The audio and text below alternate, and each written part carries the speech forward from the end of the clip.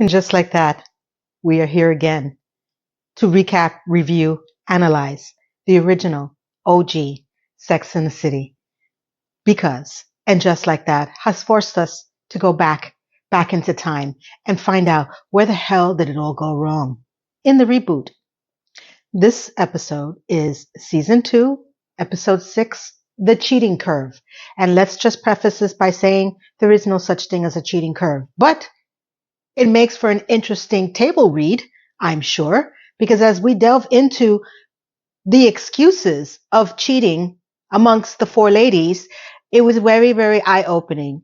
Back in 1999 when this aired, and I was sitting with my friends and rewatching it again now.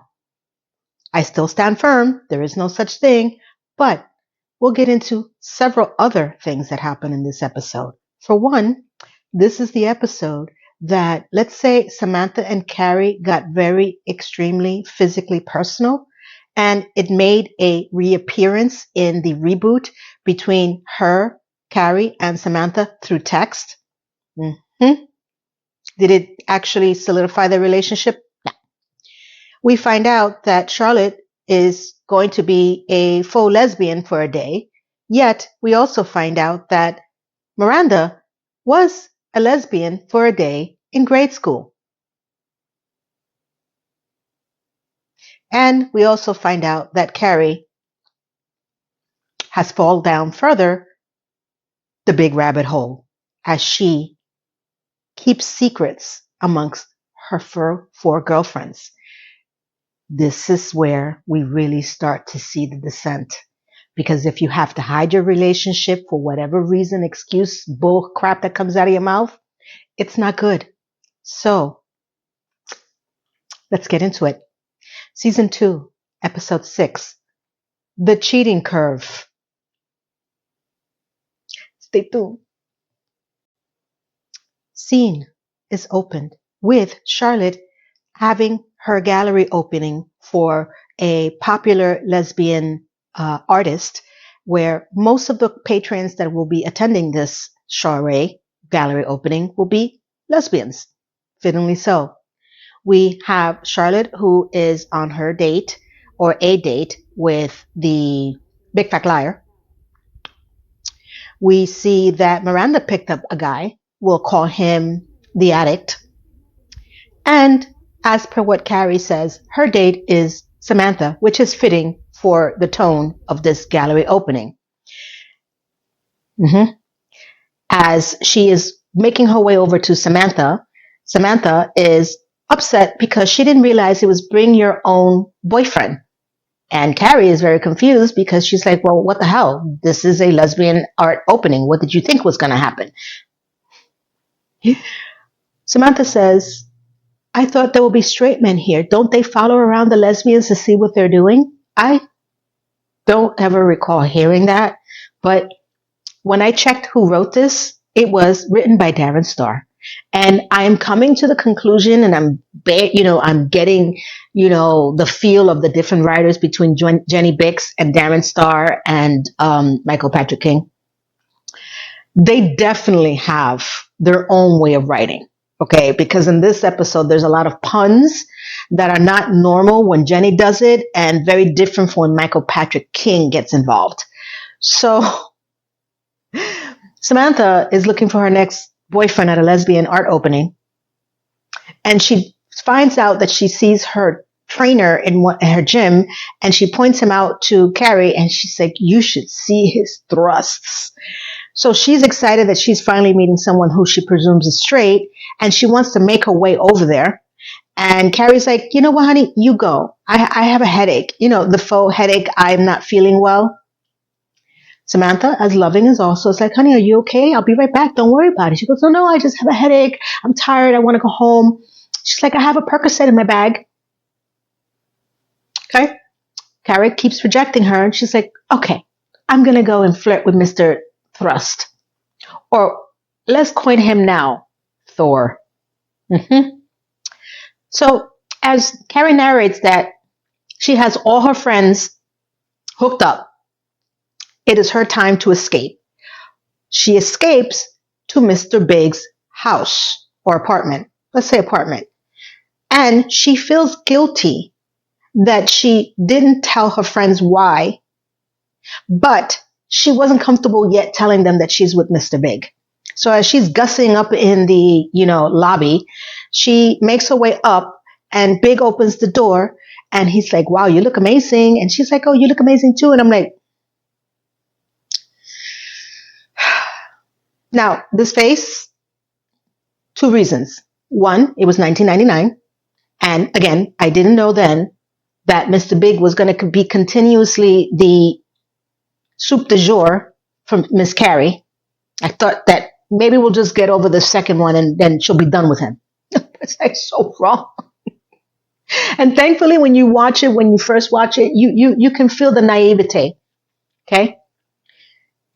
This face again. Now, I'm going to keep harping on this one thing that happened. And then just like that, big was a big mistake statement. And then just like that. So this is double frustration for me. So as she is narrating that they're making out. I just want you to know they're about to get it on. They're about to have relations. And she's narrating through the relations part that she couldn't bear the fact that she couldn't tell her friends, but there was just something about this that felt so guilty, and it was an aphrodisiac, and she just felt so sexy and never felt so alive in her life.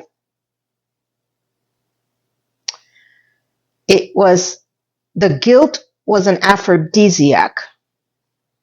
Do you see what I'm saying? This is how the writers, and I can only presume, because I never followed Candace Bushell originally, then now I don't. I just know that it was based on her short stories or friend stories or something to that effect, even her own personal life. I can only presume that there is some truth to this because she had her Mr. Big, and that is how maybe this was portrayed, or maybe this was in the writer's room. And again, they were pulling from different stories of different parts of their life. But let's pretend that Carrie does really exist, even though I think Sarah Jessica Parker believes she does. I think SJP believes she's more Carrie than she is SJP. I said it, and I'll say it again. I think she thinks this is her real life, and her married life was fake. Mm-hmm. Let's start off by saying that if you have guilt feelings and that's your motivation for doing any of this, you're on the wrong foot. Get off of it. Take off your heels. Touch grass. Feel normal. But this is the catalyst. This is the driver. This is what fuels her, which is why she got so bored with Aiden. Yeah, I said it again. Aiden. And every other man in her life. Because unless it has some drama to it, some guilt, she doesn't feel alive because she never felt so alive and so sexy in her entire life. Blech. Next up, we get into what I like to call the explanation of the cheating curve between all of them.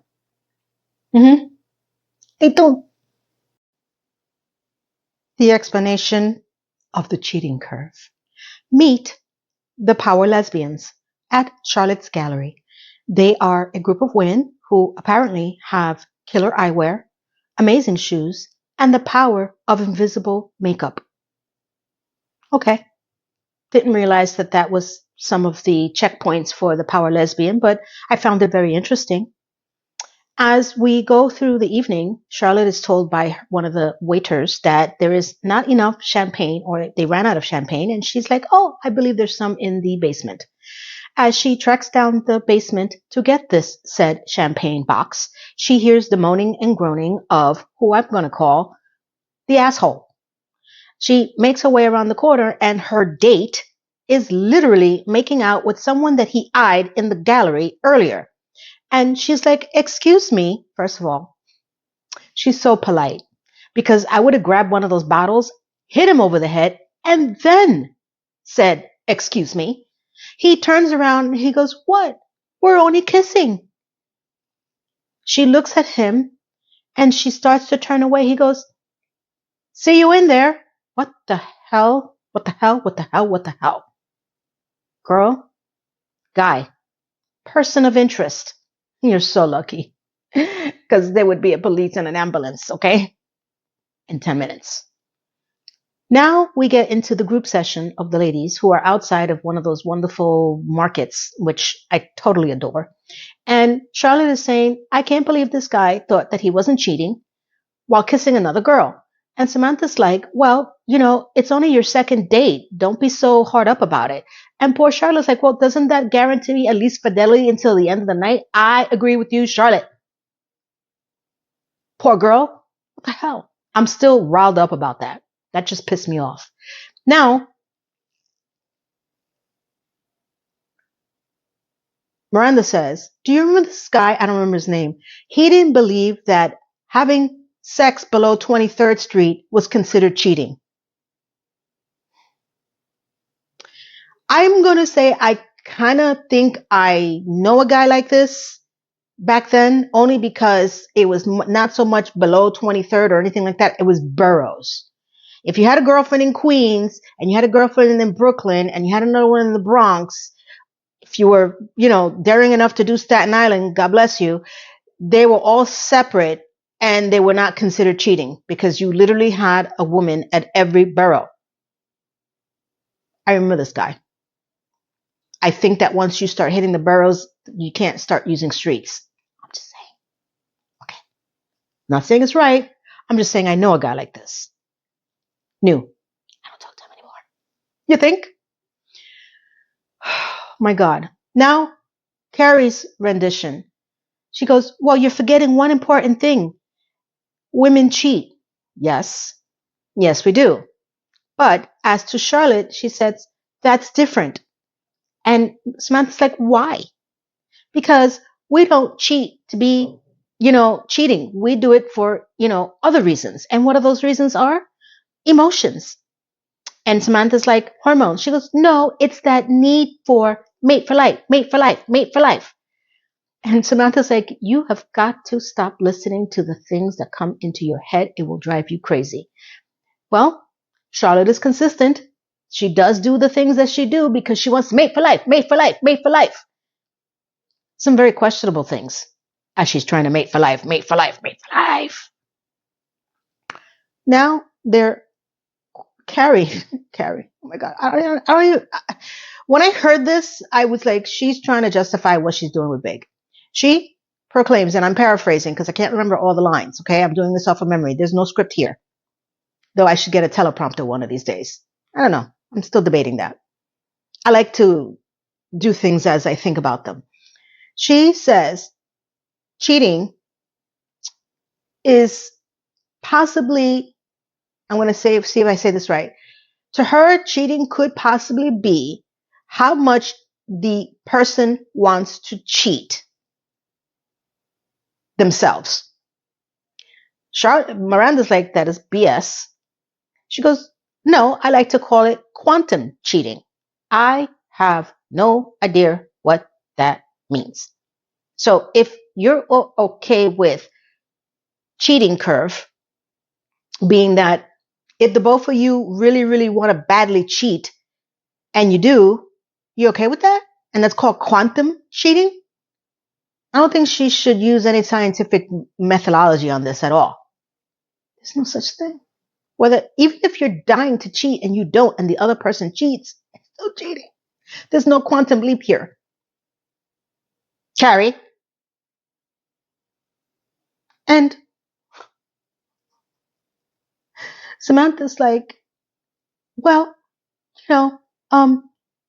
I think that we should just all accept this.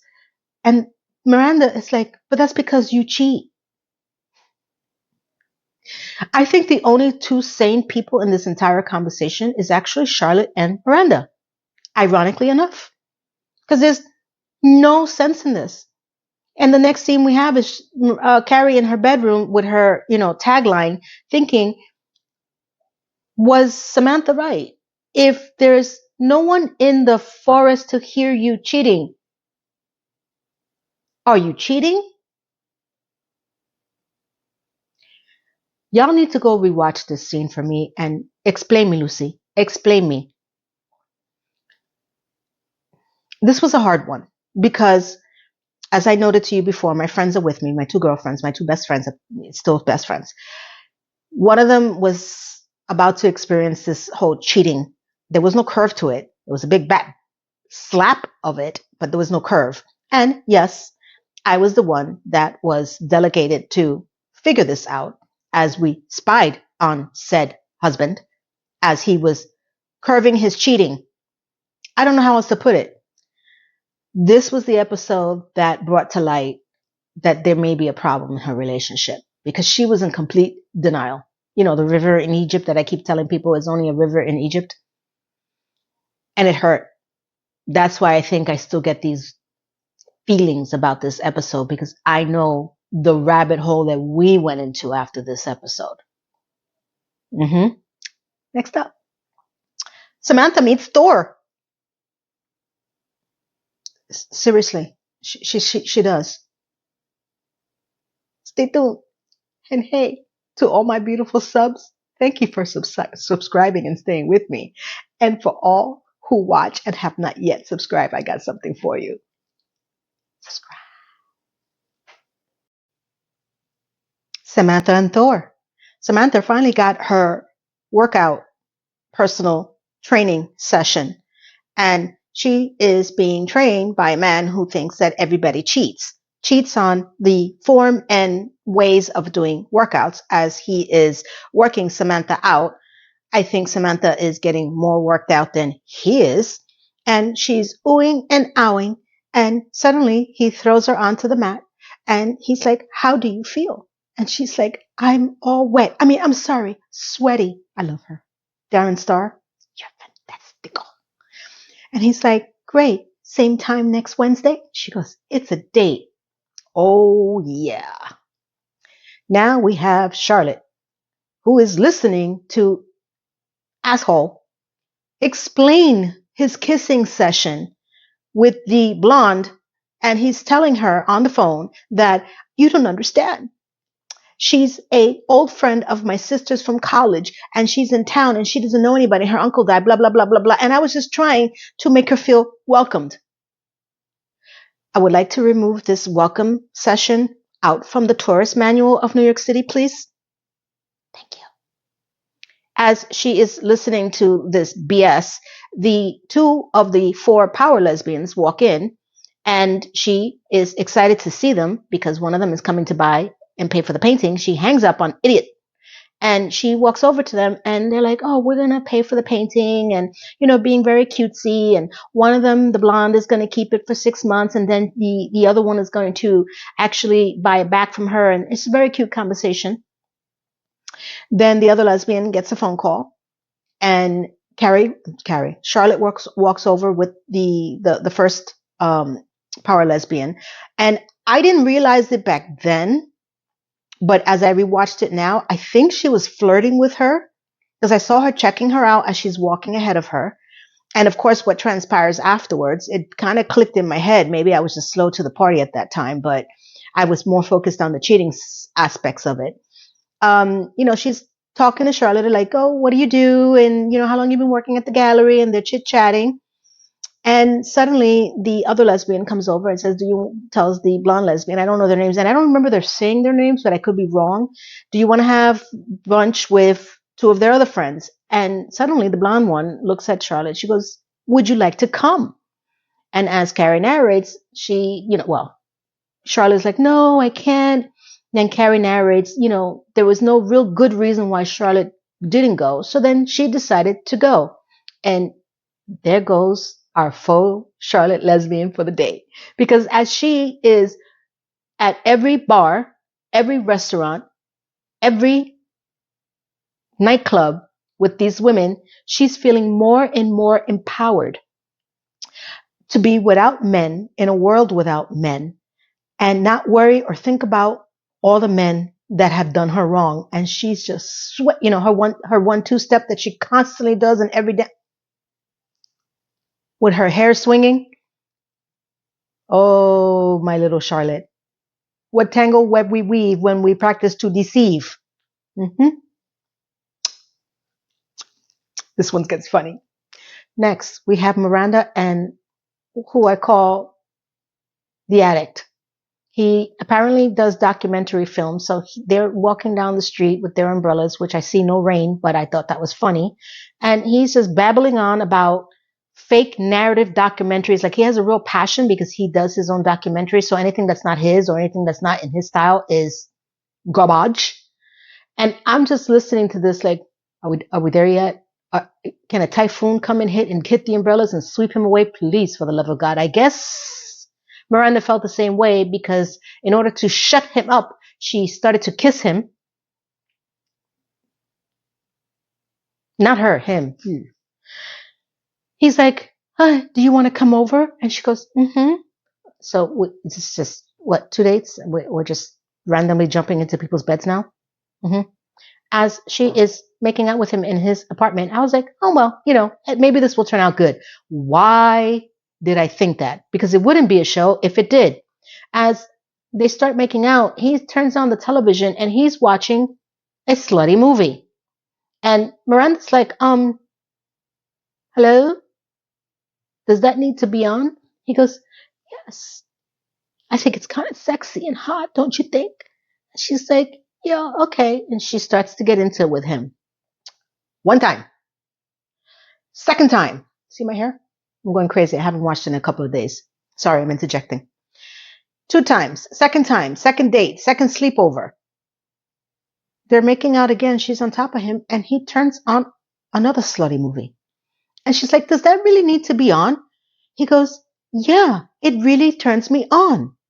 At this point, I'm like, oh, he's that guy. I have personally never slept with that guy, but I know somebody who did. It was not pretty. And she's like, well, am I not enough? He goes, yeah, but this really gets me going. And she's like, she's about to give up. He's like, can you please turn your head? How she got through that, I give her credit and endurance because that, I'm telling you, some of these scenes, how we just justify some of the monarchy that comes out of these guys' mouths and we continue to do it. Girl, could be why I'm single. I'm just saying. Now we have, oh God, the big rabbit hole. Carrie narrates that she has attempted to do something that she's never done before. Cook. And may I just say, she's right. She made fondue. And Big is like, you didn't really cook. You just heated up cheese. She said, and I cut up little pieces of bread. I'm going to say back then in 1999, we didn't have the real Google search so you can look up recipes. But there were books on it. She goes, this was the only recipe I could ever master. I have never had fondue in my life. That much cheese, I like cheese. Don't get me wrong. It's just, it wasn't never appealing to me to want to make fondue. And the way that she puts it onto the steak and feeds it to him, he's pretending to like it. And then he tells her to go ahead and you try it. And then she admits that it's horrible. You think? And he's like, can we go to a restaurant now? This poor guy. And I use the term lightly. She's like, I haven't told my friends that we're seeing each other. And he's like, oh, well, I haven't either. And she goes, that's not fair. You don't have any friends. I have interested parties. Red flag. What do I have to do? Hit her with a bat? And she's like, well, why haven't you told any of your friends? Well, why haven't you told any of your friends? Literally, this is the banter between them. I sensed that you didn't want me to tell anybody. She's like, bullshit. Correct. He goes, well, what do you want me to tell them? I don't even know what's happening in the scene. Okay? Because then she goes on to pretend that everything is okay. And she's like, well, let's keep it a secret. And he's like, yeah, let's do that.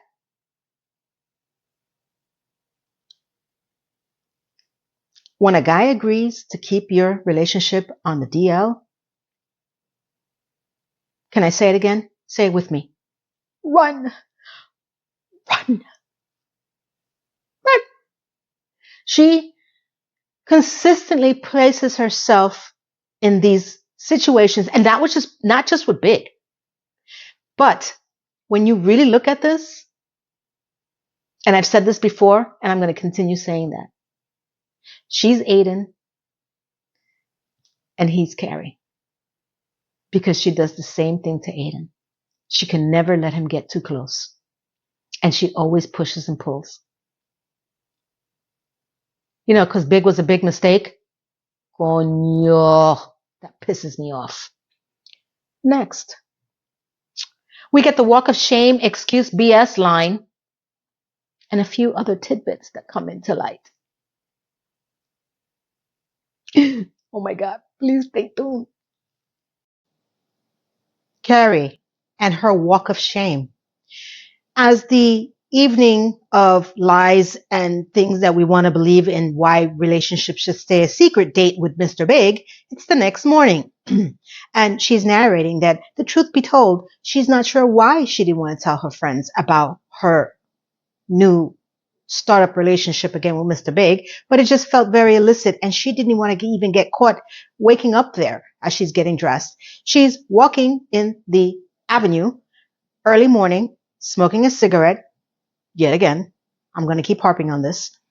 And she doesn't realize that Miranda is coming towards her until Miranda says, "Hey, Carrie? Oh my God, Miranda." And Miranda's like, "What are you doing up here?" Oh, and quick as a bell, she tells her a teeth cleaning. And Miranda's like, "At 7 a.m. in the morning?" She goes, "Yeah, I just want to get it over with." My God, I've never seen someone lie so fast in my life. She deterred the conversation so fast. "Hey, how's Ethan?" You know, the documentary Slutty Man porn movie guy. And she's like, Miranda's like, "He's still into his pornography movies during our relations." And she's beginning to feel insecure. She's beginning to feel that he enjoys watching them than being with her, and that she feels like he's cheating on her with them while she's with him. This is a running theme in this episode. And Carrie's like, "Maybe it's just force of habit." She goes, "Yes, but I don't know. I feel like I should deserve better." And Carrie's like, "Yes, you do, sweetie." She goes, "Oh, thank you." She goes, "Wow, you look really dressed up for a teeth cleaning." She said, Carrie snaps back, "Laundry day." Ah, my God. It takes me 20 minutes just to figure out how to deliver a lie. Not even to think of a lie. She did it in 2.5 seconds. She's good. She's good. As she starts to walk away, she's narrating that she has never lied to Miranda before and she felt horrible and that she felt like she's been cheating on her friends with Mr. Big.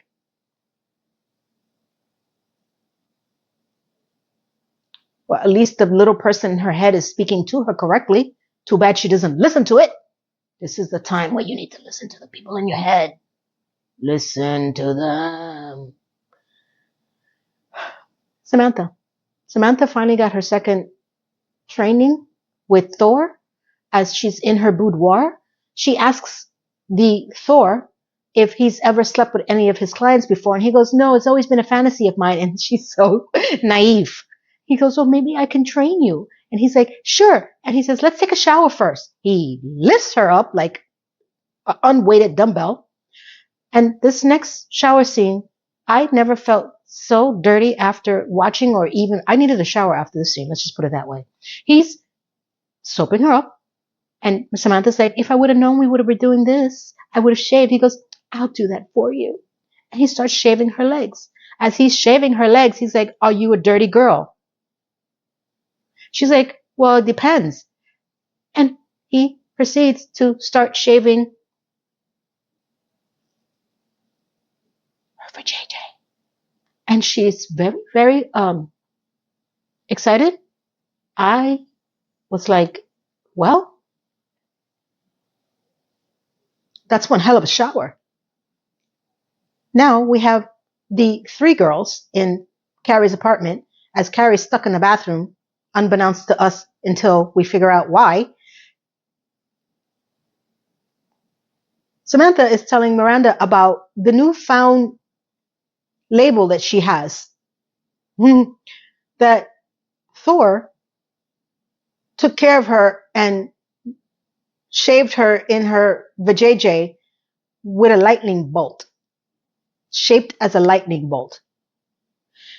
I'm going to just go on a limb here. I know that he says that he's never slept with any of his clients before, but he's got skills.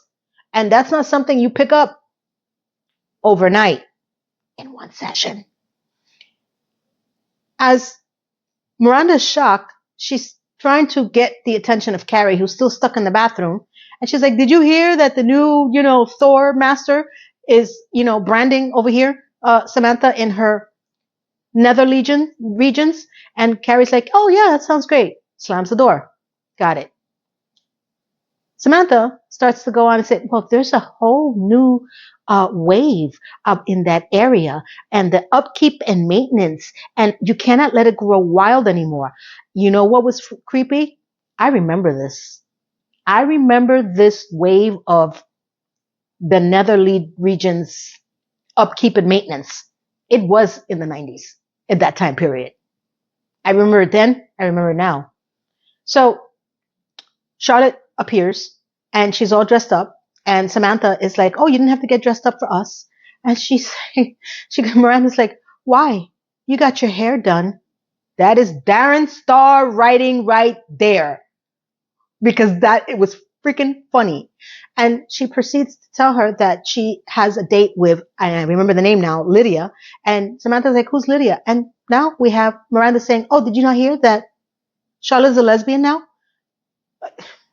She's gone out with him 4 times this week. And Charlotte's like, I am not. I'm just having fun. Okay. And I like them because they're strong, they buy art, and they're not worried about men and sex. Samantha's like, they do know that you are straight. She goes, yeah, sure. I don't know. I guess it never really comes up. They both approach her, and Samantha's like, honey, you got to tell them that you're not a lesbian. She goes, why? And Samantha's like, honey, you cannot move to Wonder Woman Island and not expect to be a native. Is that part of the condo docs, HOA docs? I don't recall that being a prerequisite in the comics. Best line ever. So as they're trying to figure out where Carrie is, Samantha's like, is everything okay in there? Carrie comes out and she expresses to the ladies that she has an issue with her diaphragm being stuck, and that she needs help. And they're all looking at her like, from who? And Carrie says that if I don't make an emergency, either I'm going to make an emergency stop to my gynecologist, or one of you are going to have to go in here and help me. And Miranda's like to Charlotte, you're the lesbian, get in there. Darren start writing. Darren, ding, ding, ding. You see the pun difference? Charlotte's like, I can't. And she looks at Samantha, and Samantha looks at her, and she takes her drink. She goes, go. And she goes, and to think, I just got my nails done. And she marches into the bathroom, and I'm guessing the rest of it is history. And it literally is, because this entire scene is what happened in Just Like That when they were texting back and forth for each other. Do you remember when you went in there, you dug in there, when they tried to fuse Samantha into And Just Like That by bringing up something that happened in the original series where they claim that they never watched the original series, or Carrie says she doesn't?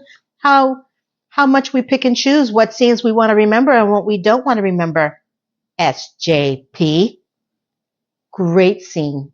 And I'm sitting with my girlfriends and I'm like, number one, I've never used a diaphragm in my life, so I don't know. I can't imagine that being very comfortable. Doesn't that thing hurt if it gets stuck? And stuck how?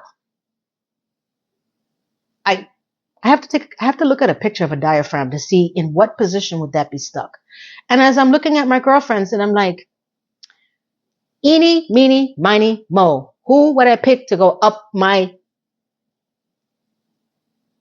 part? I guess either one of them. Ironically, they both chose me. Why? I have no idea. Even to this day.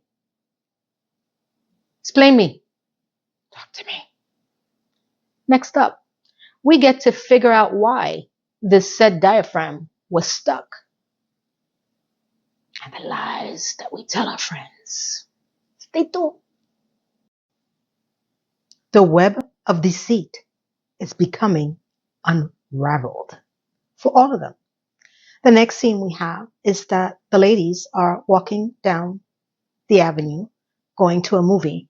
And one of the things that Samantha says, you're so going to have to buy me dinner. Now, to be clear, if it was me who had to go digging, you're going to have to call Susan Sharon and her cashmere hookup and buy me a cashmere house.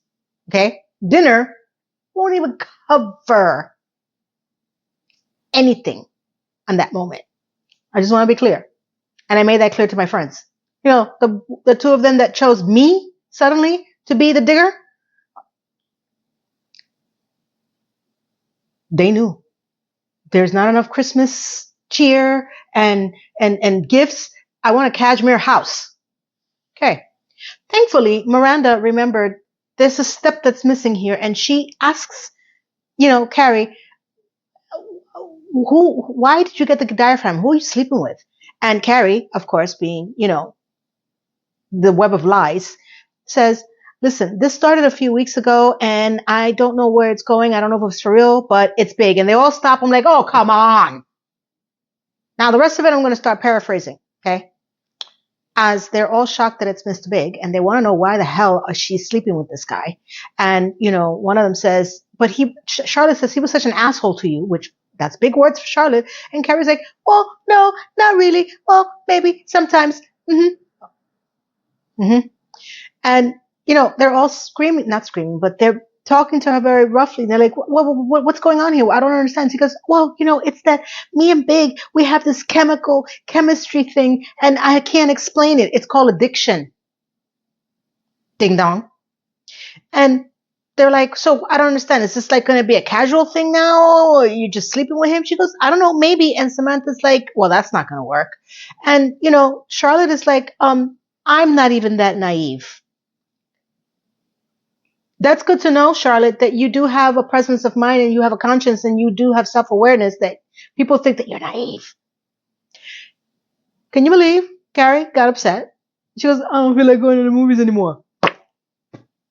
And she starts walking away and they start trying to chase after her. And then the next thing you have is that she's walking around her apartment, narrating to herself, that little voice in her head that she consistently doesn't listen to, saying that she feels that her friends are right, that getting into this somewhat of, she doesn't know what it is, relationship with Big, it could be harmful to her because she may get hurt again.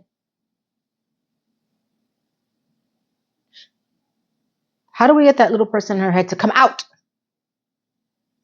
Next scene we have is Charlotte and her web of deceit unraveling. Charlotte has been invited to brunch to what Carrie's narrating is the equivalent to the queen bee for the power lesbians. As Lydia is expressing to Charlotte about this queen bee and how fabulous she is, she's very excited to introduce her and that she has this house in Telluride, that they're all going to go up to Easter, I think to ski or something like that, and that she should come.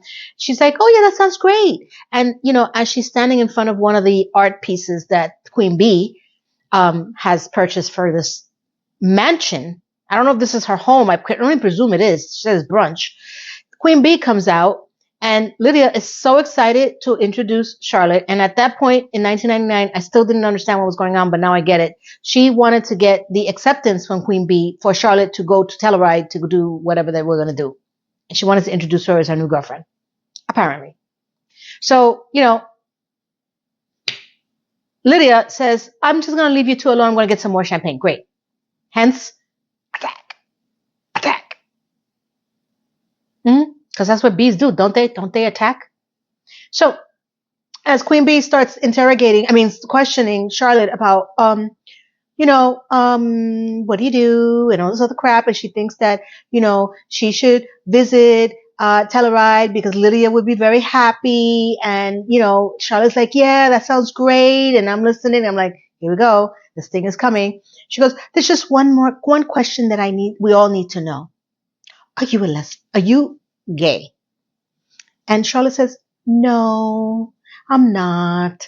And she starts going into this monologue about how, she thinks that, being around all these women is a fantastic and that she feels connected and that she's amazed by the love and acceptance, yeah, blah, blah, blah, blah, blah.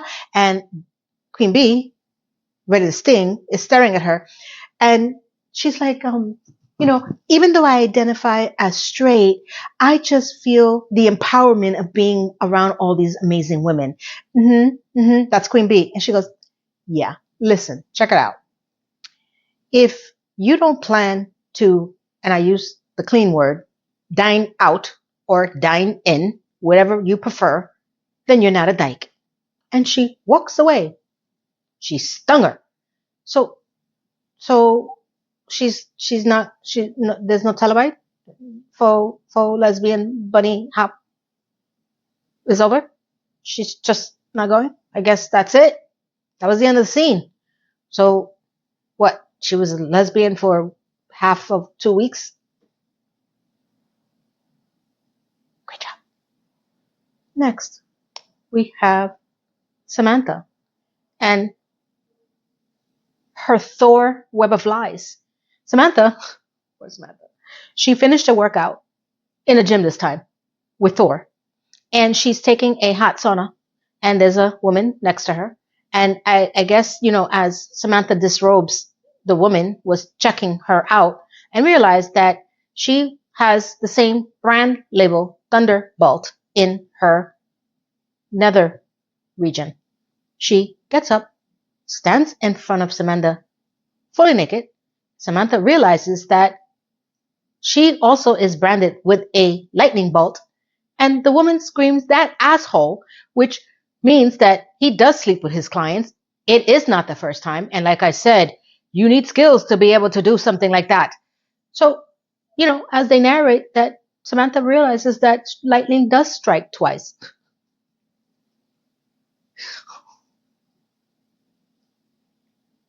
Who can make this up? Who, where is this happening? Who does this? If there's nothing else that you take from any of this, is that if you are in a moody, melancholy mood, you could always turn this show on, and there's going to be an episode or episodes that's going to make you laugh out loud, literally, and put you in a good mood, unlike and just like that. Because I could watch this even now, and I am legitimately laughing my butt off because it's just some of the things that can still resonate today that are so darn funny. So the next scene we have is Mr. Big and, Carrie. And the ending. I am going to cut it off here and come back and give you the full girth of the BS that comes out of their mouths. Out of the mouths of idiots. Stay tuned. Let's not forget Miranda before I get into Mr. Big. Miranda is on her 5th date with, the documentary Porn Palace King. And as they're getting it on again, guess what he does again? Because the 9th time is a charm. Not, said no one ever. So as he turns on the freaking documentary of, Miranda's had it. She's had it. She's like, I'm done. Enough. This is not a synchronized event. You either have to choose me or choose whatever the hell's going on that screen over there. I'm not going to show it. And he's like, oh, it's not that easy. I've only known you for a few weeks, but I've been involved with some of these women for years. Miranda says, that's it. I'm out of here. Finally, we get Miranda back. And let's just say that if it was just been a few weeks, why are you hopping into bed with her? I may be a prude, but none of this made sense. So finally we get Miranda. You know, the Miranda we love, the Miranda that wasn't a punching bag, like in Just Like That. She stuck to her guns and she left. Good for you. Now, if only Carrie knew to listen to not only her friends, but the people in her head. Carrie. Oh dear God. Carrie. Carrie is being taken out by Big dancing, which he's never done ever. So she suspects that, as she's narrating, that he knew that she wanted to talk to him, so he took her out. Okay. As they're dancing, and she's like, does this mean that we're officially back together? And he looks at her, he goes, sure, whatever that means. And she's like, officially. That clears it up, Carrie. He goes, okay. And she says, like, this is an infuriating response. First of all, this is an infuriating scene. Okay. Because she knew that he didn't want to talk to her, so he took her out, but yet she still went. You're a sucker. So they're spinning around and she's like, you know, for real, for real. And he's like, everything in my life is real, baby. Oh my God. She is dancing around the issue and she turns around and says, let me ask you this. Why did we break up? He says, what? You tell me why we broke up. I'm like, Carrie, hello? You told us why you broke up. Well, I broke up because you didn't tell me what I wanted to hear. He goes, oh, is that it? She goes, no, and other things. And I'm like, are you going to open your mouth? Or are you just going to keep flapping? And she's like, you know, she's narrating her head. She wanted to tell him that she didn't think that he could love her the way that she needed to, and that his only capacity is to love himself, and that he's going to break her heart again. I would like to meet the people in her head. They're very smart people. What happened? What happens by the time she talks and the words come out of her mouth? Where's that tunnel? We have to undig that tunnel. Get her. Get out. He turns around. He says, well, I could tell you this much. I did miss you. And he dips her. And she says, did you cry? Oh, God. Okay. He goes, no, but I did listen to a lot of Sinatra. Please don't take Sinatra down your rabbit hole with you. Leave that man alone. And Carrie narrates, I guess we're back together. Whatever that means. If you don't know what it means, then what the hell are you telling us for?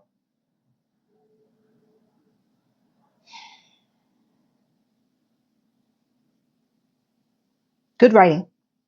I tell you why it's good writing.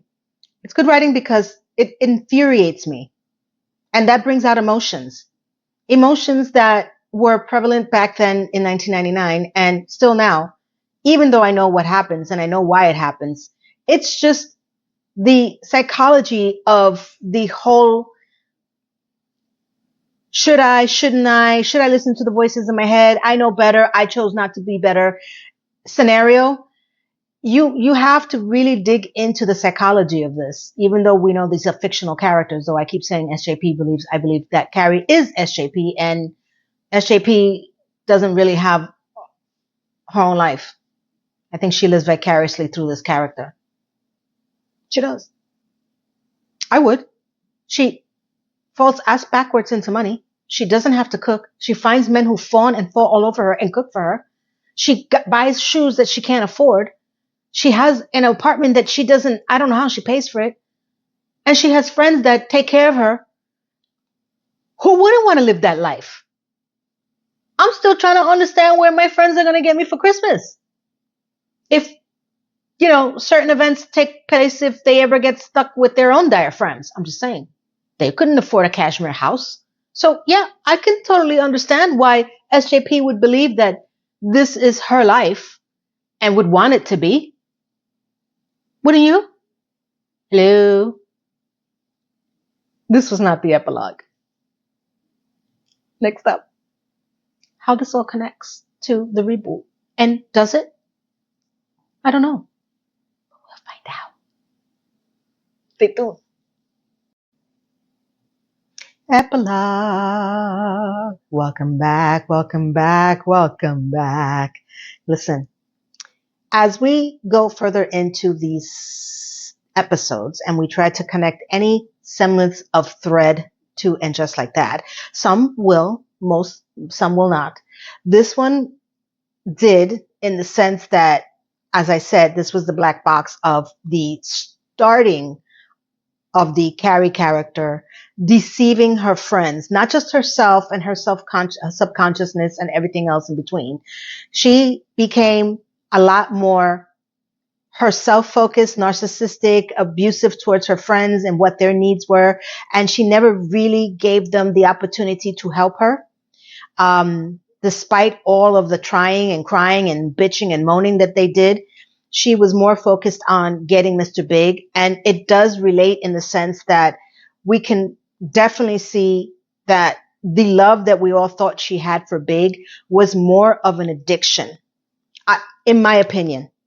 Because if she says that it's an aphrodisiac to be, incognito and, be sneaking around and, she's embarrassed to tell her friends and, she's just, there's this chemical thing, it, it kind of makes sense that when we went into the movie, especially the second one, where she decides to have a quick, you know, kissing session with Aiden because, she was upset with Mr. Big for not getting her, a bling for their anniversary and just a freaking television. The poor man just wanted to, watch television in the bedroom. Though I do subscribe to not having a television in the bedroom. I just don't. I like it in my living room. In my bedroom, I sleep. I don't want to turn on the TV. I want to physically get up and I want to go to the living room. I want to keep my places separate in that thing. But it doesn't mean that it's okay. It's not okay. Of course it's okay. Um, so I kind of understand that, once what she calls it, Zazazu, I think she says in the movie or something like that, fades, she herself gets bored, right? And when you settle into your relationship, there is a, learning curve, not a cheating curve. Don't you dare.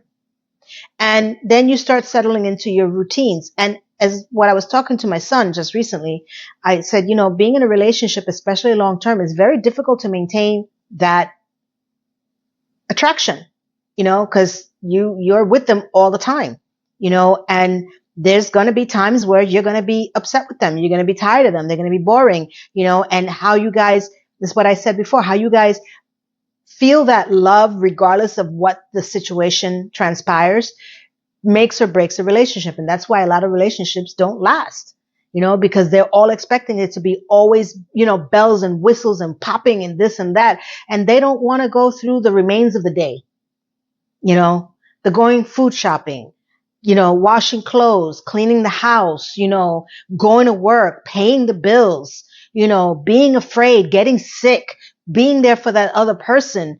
That's a huge part of being in a relationship.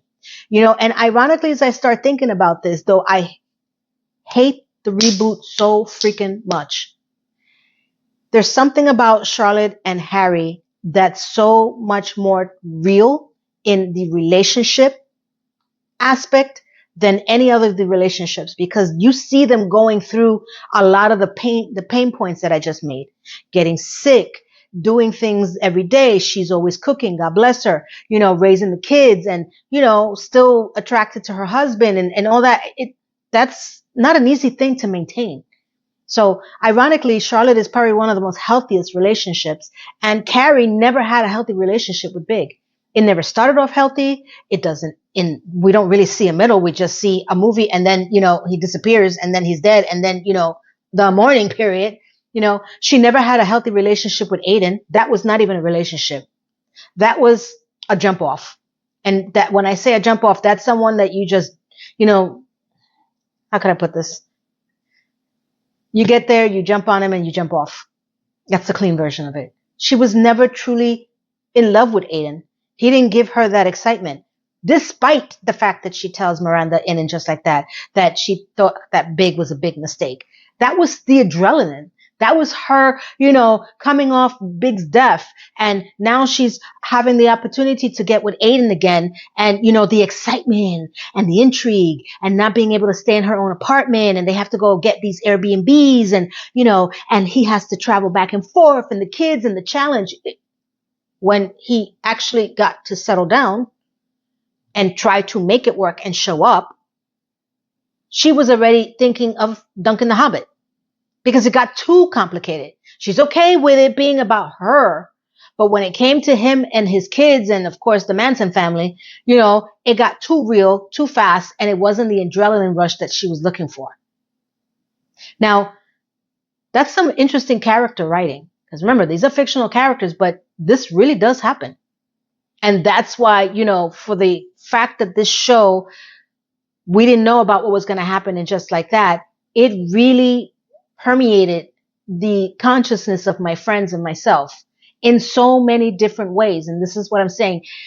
Anyone that's watching this show now, 20, 30 years old, probably is watching this saying, I don't understand this big deal. Or maybe they do enjoy it and they don't realize the impact that this show had because a lot of the things that they talk about in this show already has gone through so many iterations that they're like, yeah, that's nothing new.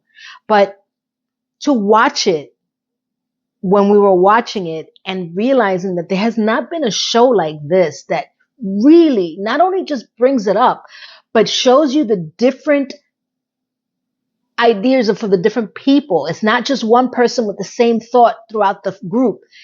Was so groundbreaking and so moving that the first time, now that we can see this now and be like, yeah, lesbianism, power lesbian, all this other crap and, all that shit. Yeah, we all know that now. That's nothing new, but imagine being in 1999 without smartphones, barely Google, and we're just trying to get through our lives, with all the politics and all the things that are happening back then. This show comes out and it starts to enlighten people that there's some crazy stuff happening out there and it's okay to talk about it, and there's some wild scenarios that we get into that was never brought to television before, so I really hope that people who are watching it now for the first time in that age group that's watching it when I was watching it really can get the same impact and appreciate it and understand that. And just like that was a fluke. It was an abomination of what this show meant. I was so looking forward to it, and just like that, because I figured this show was so groundbreaking in Sex and the City. I was looking forward to the groundbreaking points that could bring the age group that we are now. We grew up with these women. I was looking for more, enlightening conversations of what happens in this group, in this time period of our lives. All I got was crap down a toilet. The entire 3 seasons. There was not one single episode I can tell you that was emotionally relevant to anybody in any age group. And that's the sad part.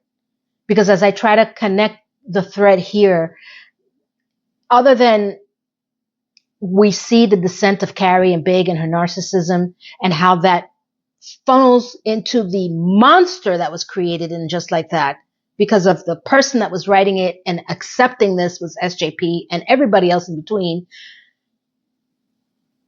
It's very sad. So tell me how you felt. Tell me if this resonated with you. Listen, I hope that you guys are really, truly enjoying this. There's only a small group of people who are watching this, and I'm going to continue doing this regardless, because I said before, even if the smallest one person loves this or not, loves it, I'm there. But I would really love if you guys really share this video out to many other people so they can enjoy the time that we're spending here and grow this community. It would help out with the algorithm, though I don't understand it and I don't care to understand it. I refuse to understand the algorithm. It's just ridiculous at this point. But you guys make a difference. So I want you to all have a wonderful, wonderful, blessed day, week from here to around the world. Thank you, everyone. Goodbye. Mwah.